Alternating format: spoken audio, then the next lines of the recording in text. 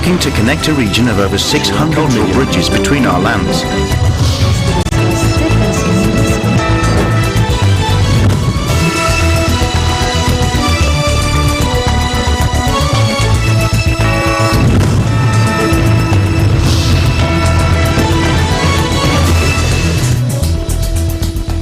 Hello and welcome to ASEAN in Focus. I'm Maricar Velasco, delivering to the latest news in and around the ASEAN region.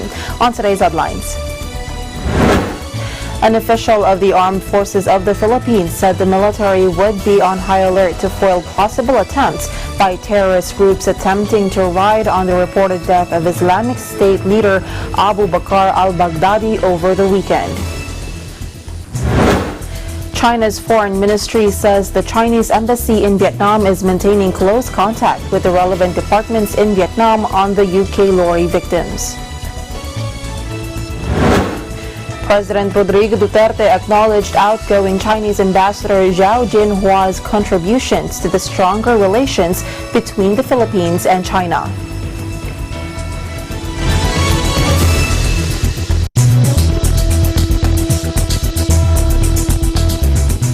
An official of the Armed Forces of the Philippines said Monday the military would be on high alert to foil possible attempts by terrorist groups attempting to ride on the reported death of Islamic State leader Abu Bakr al-Baghdadi over the weekend. AFP spokesperson Marine Brig General Edgar Arevalo said in a message to reporters, quote, "Our troops in the front lines remain on high alert to thwart possible attempts to ride on this development." Arevalo, however, said the AFP is not anticipating any sympathy attacks in the Philippines from terrorist groups with connections to the ISIS leader or any other ISIS-inspired groups. While the death of the ISIS leader will affect local terrorist groups, Arevalo said this will be not to the point which could lead to the demise of these organizations. Presidential spokesperson Salvador Panelo had the same view. However, he was not sure how this would impact on the terror group's recruits in Mindanao. Well, as I said, the death of the leader doesn't mean the extinction of that group. But then it may also cause discouragement on the part of the terrorist groups. But as far as we're concerned, whether the leader dies or not, we will secure that part of our country from them. Mindanao was placed under martial rule after the Maute terror group, which had pledged allegiance to IS, attacked Marawi City in Lanao del Sur province on May 23, 2017. Martial law in the southern Philippines will expire on December 31, 2019.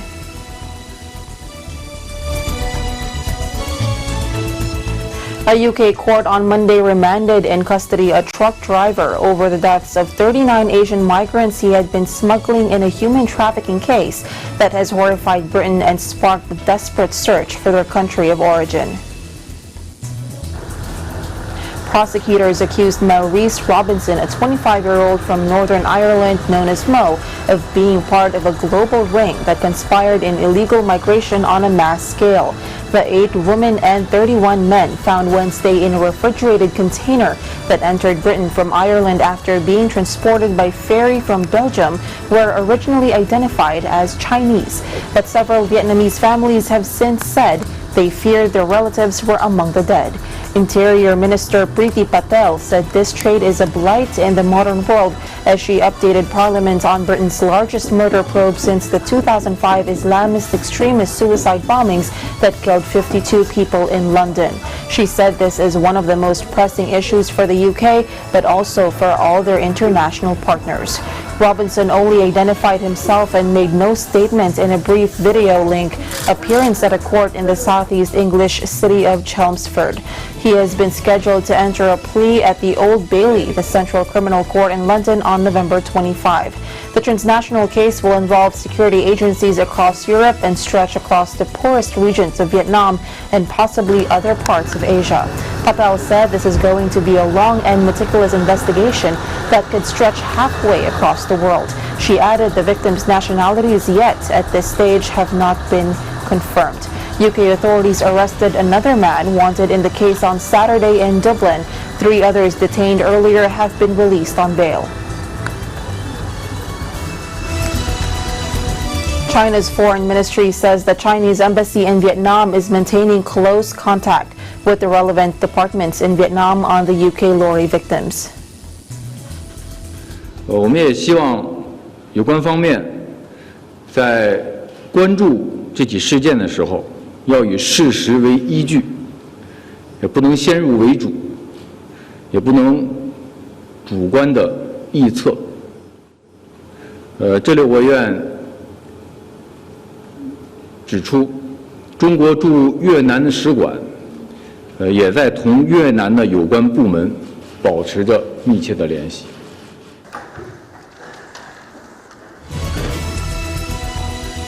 For up to $50,000, Vietnamese migrants can get the VIP package to Britain: flight, a fake passport, and even a lawyer. Illegal but billed as a safer than cheaper overland routes by people smugglers who provide a menu of options for those trying to reach the UK. Details of well-oiled smuggling routes spanning Vietnam to Europe have come under renewed scrutiny after 39 people were found dead in a truck in Britain. Initially identified as Chinese, many are now believed to be Vietnamese after families came forward saying they feared their relatives were in the refrigerated trailer. The nature of their journey depends on how much money their families can stump up. Faster, comfortable, and supposedly safer, the VIP package goes for as much as $50,000 compared to around $15,000 for so-called grass overland journey, according to several experts AFP spoke to. The VIP deal offers travel documents and flights to Europe, often to France, Germany, or Spain before the final passage into the UK. Chung Pham, who works with Locate International, a UK-based group that helps to find missing Vietnamese migrants in Britain, told AFP they put you in contact directly with a group in France that helps you at that end. Once in the UK, they are even provided with Vietnamese lawyers and translators in the event they are caught by police. Pham said it shows you how organized and systemized they are. Britain has long been a prime destination for Vietnamese migrants thanks to well-entrenched criminal networks offering work, though often at lower salaries than promised. The poor central provinces of Vietnam are riddled with people smugglers and brokers with underground contacts stretching across the world. Families sell land or take on huge loans for the journeys, believing the investment will eventually pay itself back several times over. Nghe nói là đi vịt là nghe nói đi xe 4 chỗ ngồi, chứ mà cũng không phải nữa, đó là hồ lừa mà thôi, hồ lừa để hồ đi bạc mà thôi, còn nữa là cũng không phải đi vịt, dù hồ nói đó là đi công hết, còn ra đi là con hay nói mẹ ơi, con đi vịt chỗ yên tâm, nếu con mà đi vịt được đi chỗ yên tâm, hỏi bố mẹ ở nhà nó. Chẳng thai có tiền thì sợ vay mượn để trả lần thì sau cho con hay đi cho khỏe, chứ còn nếu mà biết con đi công đi đồng cho con đi mà. Thì con mình sao thì con mình điền về cho mình rồi thì chắc chắn mình trong tiền nó mới cho con mình ra, mình chưa trong tiền thì nó chưa cho ra, còn nghĩa là mình cứ vay bỏ trong nhà đó trước cỡ 15 ngày thì mình cứ khi nào mà nó bảo trong tiền thì để cho mình cứ chạy, gấp quả thì mình chạy được. Cô có biết làm đắng được thì chứ mà điện về thì bố mẹ phải lo tiền chứ ai mà không lo tiền cho con.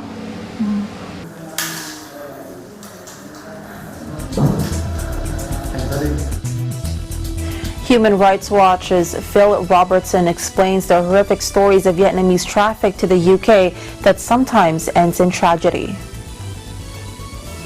They're getting in touch with brokers and people smugglers based in Vietnam. These are groups and gangs that operate with impunity in Vietnam. In many cases, they have connections to official authorities, so there is that corruption element going on that allows them to offer to get people to places in Europe. Sometimes it's travel through Russia, sometimes it's travel through other areas where they basically are getting to Europe and then figuring out how to cross Europe and cross the channel to get to the UK. Robertson also said they are going as people being smuggled. They know that they are going and they're voluntarily doing it. But when they get to the UK, the debt bondage that costs $30,000 to $40,000 is taken from their wages. If they don't behave or if they don't follow instructions, there could be also ramifications for their families back in Vietnam from those people smuggling gangs who, as Heath mentioned, are quite influential. Robertson said those Vietnamese are scared to death that if they are reported or are somehow seek out the authorities because they are being abused so badly that all what happens is they'll be arrested and sent back to Vietnam, still owing a large debt. The only way that they can pay the debt off is by staying in the UK, suffering in silence through these exploitative situations and hoping over a number of years that they will be able to pay off that debt. What people are being sold, they're being told that they're going to have a wonderful, bright future in the UK and they'll earn, $3,000 or $4,000 a month. That's just not reality. They are being taken for a cruel ride that sometimes ends in tragedy, as we saw in this lorry. There has to be, some, real pressure on Vietnam also to end these kind of people smuggling arrangements and to crack down on the government officials, whether they be police or Ministry of Labor people or others who are involved in protecting these rackets, of smugglers.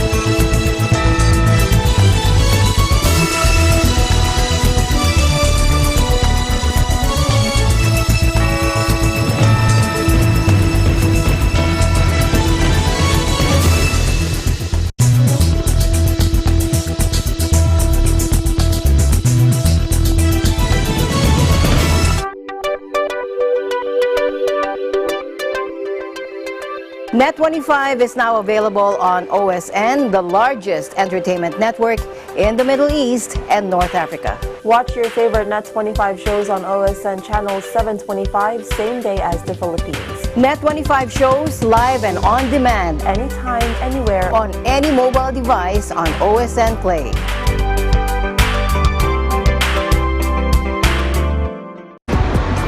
Hi everyone, I'm Maria Montecchio, and today I'm here at Haystack Rock in Oregon.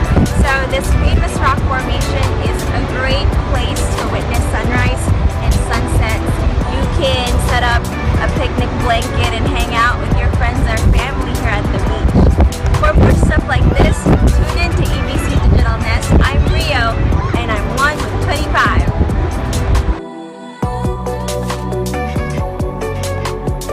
Landmarks, Linggo, alas 6 hanggang alas 7 ng gabi.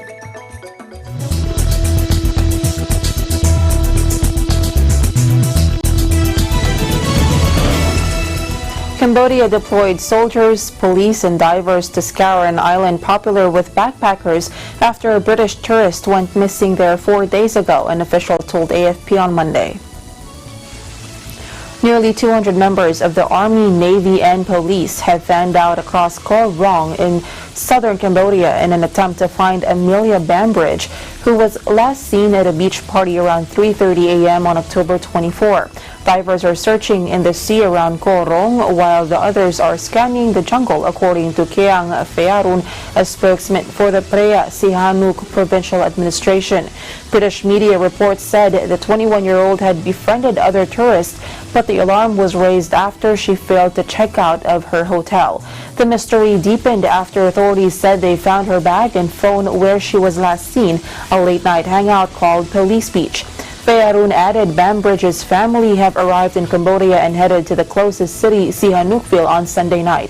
Located in the Gulf of Thailand, Koh Rong is a 2-hour boat ride from the coast and draws budget travelers with its cheap guest houses, beach-side bars, and idyllic beaches. However, it has also undergone developments in recent years in keeping with the construction and casino boom in nearby Sihanoukville. Cambodia has long been a stop for tourists traveling around Southeast Asia. Though generally safe, crimes involving foreigners have grabbed headlines in the past. Last week, a Cambodian court charged 3 men with gang raping a French tourist in the coastal province of Kampot after offering her a ride in their car. Myanmar civilian leader Aung San Suu Kyi has bemoaned the lack of global scrutiny on extremism and terrorists inside Rakhine State, where her country's army stands accused of committing genocide against Rohingya Muslims. The comments from the Nobel laureate are part of a long-standing defense of the army campaign against the maligned Rohingya, which drove nearly 750,000 of the minority into Bangladesh in 2017. That campaign brought U.S. sanctions on key military figures and allegations of genocide by United Nations investigators. The Myanmar military has said their actions were necessary and proportionate to stamp out Rohingya militants, a defense Aung San Suu Kyi reiterated in an interview with Japan's Nikkei newspaper on Wednesday. Suu Kyi said there are certain extremist elements who do not want peace in Rakhine because for many terrorists, problems are what they thrive on, referencing attacks by Rohingya rebels in 2017 that sparked the Scorched Earth Army operation. And we are of the opinion that there are certain extremist elements who do not want peace in the Rakhine, who do not want a solution to the problems in the Rakhine, because for many terrorists, problems are what they thrive on. So we are disappointed in the fact that the international community has paid very little attention to the terrorist element of the problems in Rakhine. We understand their concern about human rights. Ethnic Rakhine rebels who are Buddhist are also fighting the army in a state ruptured by conflict and communal hatreds. Suu Kyi, who spent a total of 15 years under house arrest during Myanmar's junta regime, was once regarded as an icon of freedom. However, her international reputation has been tarnished in the wake of the Rohingya crackdown.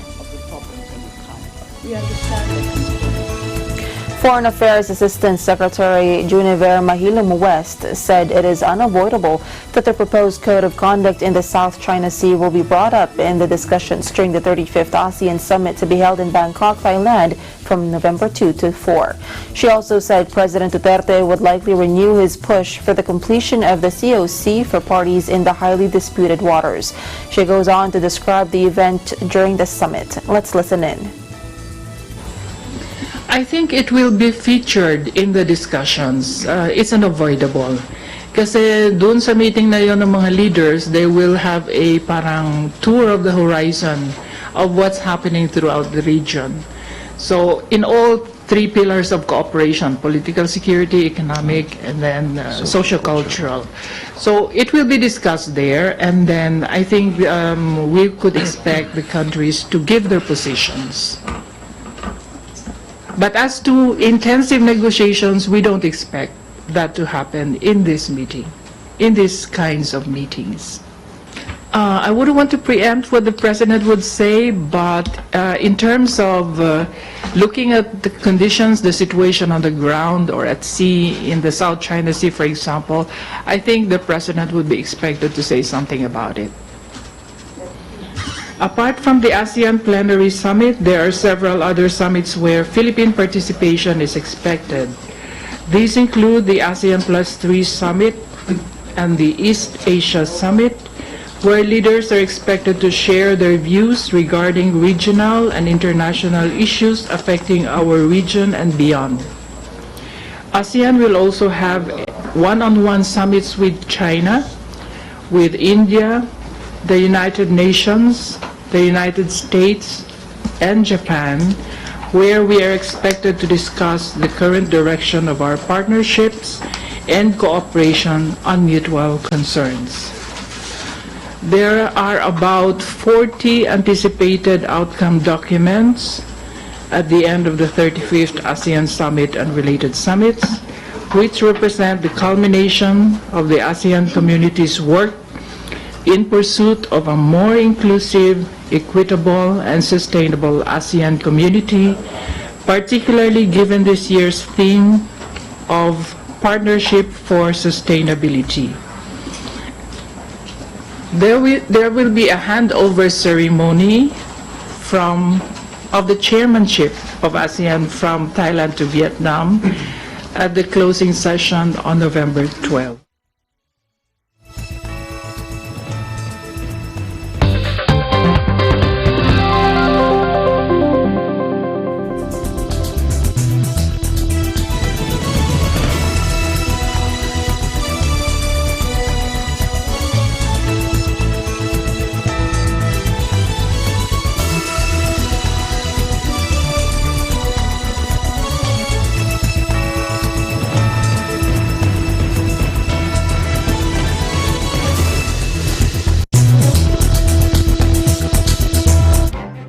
Events happen around us all the time, in our community, in our country, around the world. Events that affect people, move communities, or simply inspire us. Interesting events that people need to know. In these interesting times, we continue to be a competent partner in delivering news about these events. Fast, accurate, balanced, eagle news, because we live in interesting times.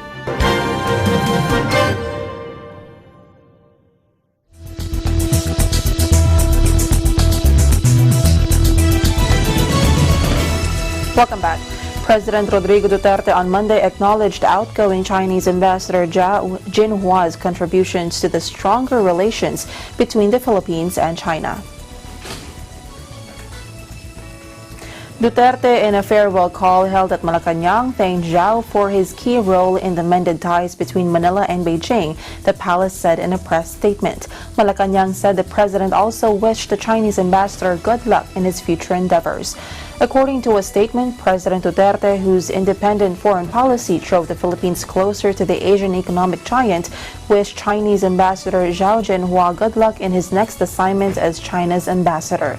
It added the chief executive expressed his gratitude to Ambassador Zhao for his vital role in a growing and more robust bilateral relationship between the Philippines and China. Presidential Communications Operations Office Secretary Martin Andanar earlier announced that Zhao is set to leave Manila for another assignment beginning November. Zhao, 53, holds a master's degree in world economy from Nankai University and a master's degree in international policy and practice from Elliott School of International Affairs at George Washington University. Zhao served as China's ambassador to the Philippines in 2014, a year after Manila lodged a petition against Beijing's sweeping claims to the hotly contested South China Sea before the Permanent Court of Arbitration in The Hague, Netherlands. The Philippines on July 12, 2016 won the arbitration case after the PCA ruled that there was no legal basis for China to claim historic rights to most parts of the busy waterway.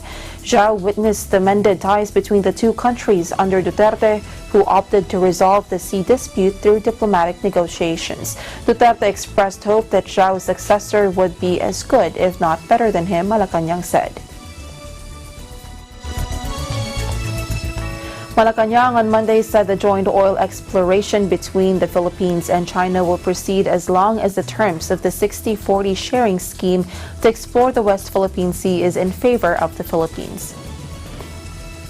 Panelo made the remark after Vice President Leni Robredo said China should first recognize Philippine ownership and sovereignty in the disputed waters before any agreement to a joint oil deal. The palace official said Robredo is entitled to her own opinion, but dismissed it as a statement that is divorced from reality. Minsan kasi si BP Leni,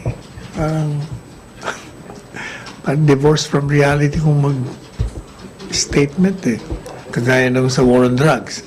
Sabi niya, failure. Tapos kumambyo siya ngayon. Hindi naman daw yun ang ibig niya sabihin. He acknowledged that China refused to recognize the Philippines' win at the Permanent Court of Arbitration, which invalidated China's claims to most of the South China Sea. However, he stressed that despite this, China remains open to bilateral talks to resolve the sea row. We know that China is not recognizing our rights over there. In fact, they are saying that it's theirs. But nevertheless, they're open to negotiation. So, if it's open, then we will proceed, provided the terms are to our favor. Panelo said regardless of whether China recognized the Philippines' arbitral win, President Rodrigo Duterte would prefer a joint oil exploration as it would give way to economic activity with China. As far as this president is concerned, in this country, we will move with respect to our foreign policy on the basis of whether it is to our interests and whether or not it will boost the development leading to the progress of this land. Last September, Panelo said Duterte is not setting aside the arbitral ruling in favor of a joint oil exploration with China. Panelo said the president would rather focus on the other concerns that may mutually benefit the two countries. He also assured that the government will always consider what is beneficial to the Philippines insofar as the terms of reference on the joint oil exploration.